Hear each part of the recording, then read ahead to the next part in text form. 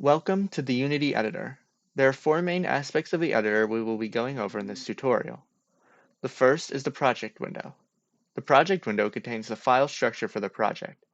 As you can see, the assets folder contains the scenes folder, which stores the scenes that are used in the application.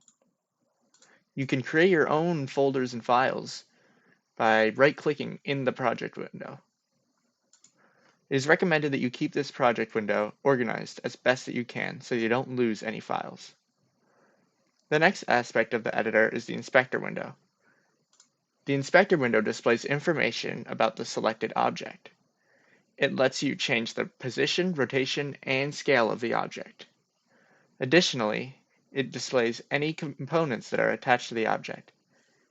You can delete components by pressing the three vertical dots on the top right of the Components tab and then selecting Remove Component.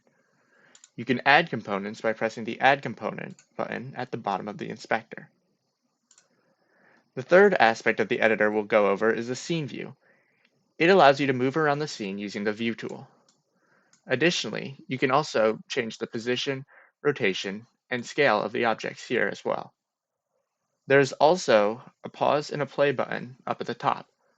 These allow you to swap between the paused mode and the play mode, which shows up in this game view right here. The game view will allow you to see how your game will run in play mode. However, since this is a fresh project, there's no difference between being in pause or play mode. Lastly, the object hierarchy is used to place objects in the scene and control the relationships. You can use the plus button to add an object, and this brings up the object type menu, which has many options.